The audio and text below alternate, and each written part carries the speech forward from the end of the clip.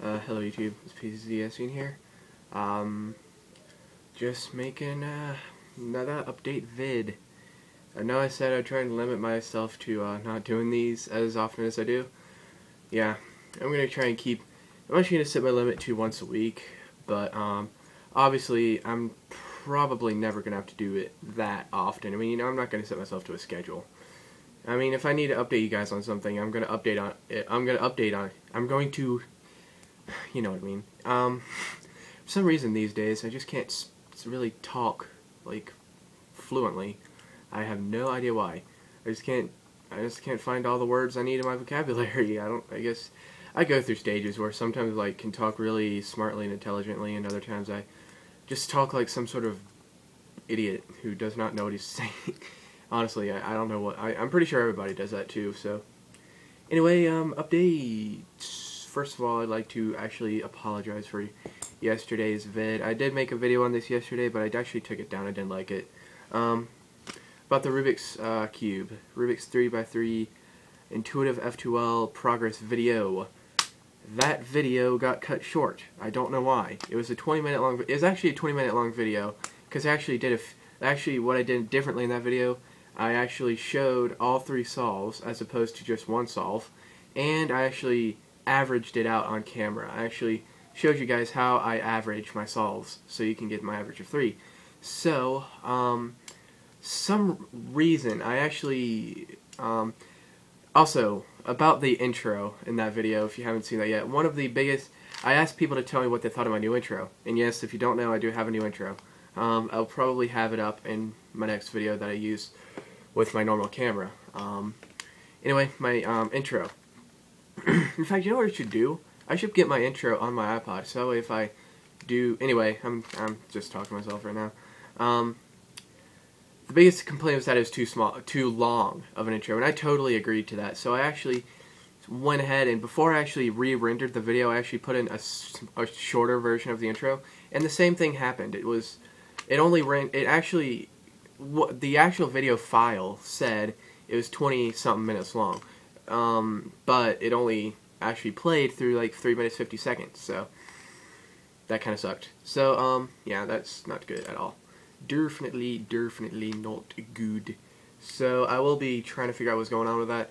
I don't know, I might just stop worrying about it. I don't know if I'm going to upload it, because, I don't know, it's not the end of the world. It's not like I'm teaching you anything. I'm just, well, averaged. So that's probably the only thing I taught you, but you probably know how to do averaging yourself, so yeah. But if I can figure out what it is, I'll do it. And I'm actually... There we go. I thought it looked like really white, and like not like really blue or something. It was because the brightness is cut up to full brightness on the laptop. So, next thing, my EDC vids are finally up. Yes, they are. That's something I did not really need to tell you. And I also put up a review of the Fisher Space pen. This is a pen that is just by far my favorite. Just my favorite pen of all time. I swear. I've had some pretty cool pens too. I've had pens that had built-in flashlights and laser pointers. I've had pens. Actually, another really cool pen I got, which is a Staples brand pen. I got it for Christmas because actually my dad got one and I kind of wanted one, so I asked for one.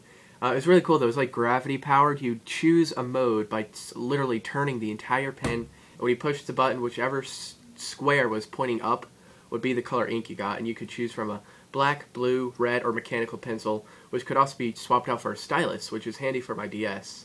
That's by far the second coolest pen I've ever had. This though is just downright cool. I mean, it looks really just different. I mean, it's just something about it. Looks really awesome. I can't decide what I think about the pocket clip though. My biggest thing with the pocket clip is that it comes off if you have it like this, and this is why I think it's so cool. When you have it open and you're ready to use, it's a full-size pen. When it's closed up, it's not a full-size pen. It's actually very small, thus pocketable.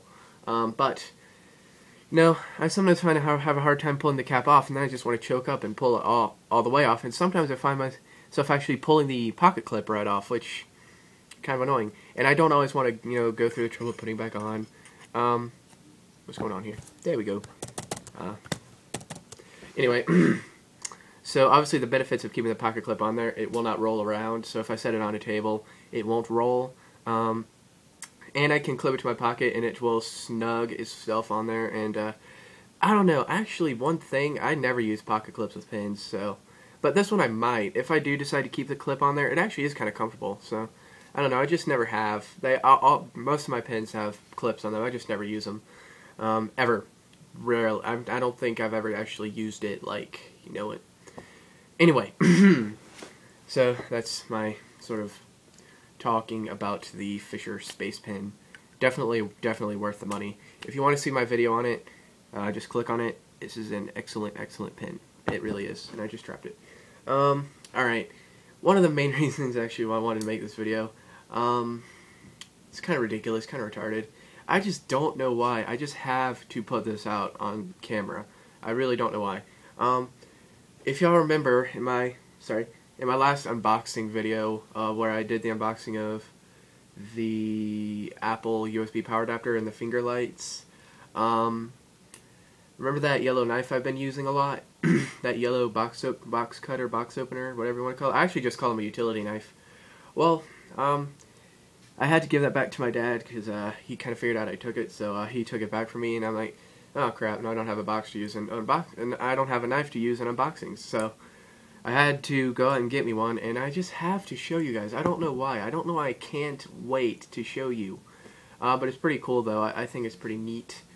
Should I show you? Really, should I? I mean, it's nothing special. It's like very, very cheap, but it's, you know what? Here it is. It's this. All right. This is a very cheap. This is like 15 bucks at Sears. Oh. I had the one-handed opening down, and I actually don't know why. But I find one-handed closing to be pointless. I mean, honestly, you don't need to close anything quickly. I just, you know, generally close it, but I don't know. I'm just also practicing one-handed closing. But yeah, 15 bucks.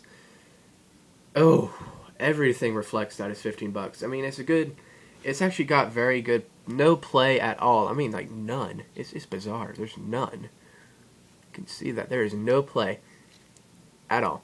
Ever. No play. But my biggest concern about it is the hardware. See, it's all stripped. Like, the screws came rounded. They came rounded. I mean, that's ridiculous. I did actually, it did come with a pocket clip, if you look right there. I took it off, though. It came with a pocket clip. I took it off because I don't plan to carry this. This stays at home, so I just took it off. But I just thought it was ridiculous that some of the screws came rounded. And yes, I do have a Torx bit. I don't know where it is, though, right now. It's probably out there. Out there. So, who knows. Anyway, yeah, it's just what it is. It's a Craftsman. Yeah, you can see it's Craftsman. I'm not sure if these are unscrewable or not. I mean, this is a certain type of screw, but I don't know if you can actually unscrew that or not. I've tried it, but you can't actually buy a special, a custom-made screwdriver head to actually be used for that. So, if I can only... I had this down, but then my dad told me to stop doing it because he got annoyed by the clicking noise it makes. So I'm not good at it anymore. I had to modify the crap out of this, though. You can look, if you see, actually, I think it's right here. You can see sort of where I've sanded there. That used to be like a completely acute point, which made one-handed opening very difficult. And, you know, that's kind of, so it was kind of useless that there's a thumb stud on there. So, because, I mean, actually, my thumb literally was, like, super duper tender after that. Like, pain, just very sensitive. If I touched the iPod with this with any sort of pressure, it would just hurt like crazy, and I'd be cringing because of how, you know, my thumb was always like twitching after like first day of owning it because of how painful this dang thumb clip was. Thumb stud, not clip. So anyway, yeah, that's that. Is there anything else I could really talk about? Not that I know of, but I'm going to end the video, and if so, I'll make a part 2. So, adios, amigos.